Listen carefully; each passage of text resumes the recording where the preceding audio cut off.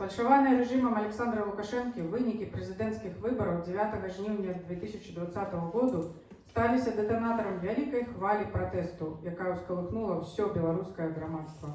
Прага беларусаў да свабоды і дэмакратыі яскрава выявілася ў масавых дэманстрацыях супраць дыктатарскага рэжыму, якіх Беларусь не бачыла за ўсю сваю папярэднюю гісторыю.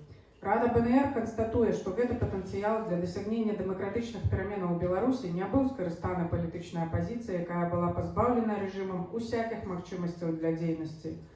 Найбольш дзейныя апазіцыйныя лідары аказаліся перад выбарамі ў турмах, шмат хто апынуўся ў выгнанні. Падтрымку і дзейсную дапамогу Лукашэнку ва ўтрыманні ўлады аказала пуцінская Расія, шматгадовы палітычны і эканамічны спонсор ягонага рэжыму. Падчас пратэстаў Пуцін абвясціў аб стварэнні групоўкі войскаў Росгвардыі, гатовай да інтэрвенцыі па ўратаванню ўлады Лукашэнкі. Пратэсты мірных грамадзянаў былі брутальна разагнаныя. Сярод пратэстоўцаў былі забітыя і параненыя. Тысячы людзей трапілі ў турмы, дзе іх жорстка збівалі.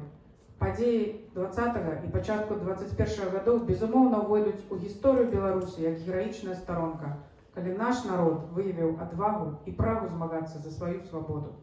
Але трэба прызнаць, што тыя падзеі прывялі да цяжкіх, часам катастрафічных наступстваў для нашага народу.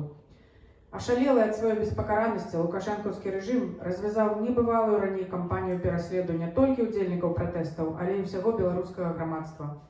Нават праз 3 гады пасля тых падзеяў гэты пераслед толькі набывае сілу.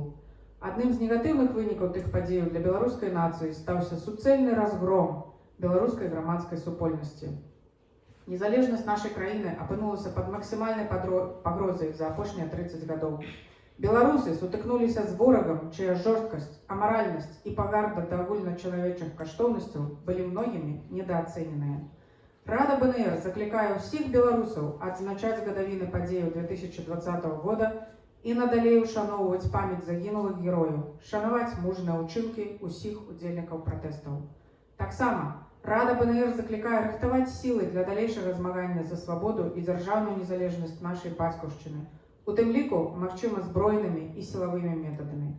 Беларуская дэмакратычная апазіцыя павінна зрабіць высновы з падзеяў 2020 году і ўлічыць памылкі дзеля таго, каб наблізіць і паспяхова выкарыстаць наступныя магчымасці для дэмакратычнай рэвалюцыі ў Беларусі, якая непазбежна з'явіцца ў будучыні, у тым ліку, магчыма, і недалёкай. Жыве Беларусь!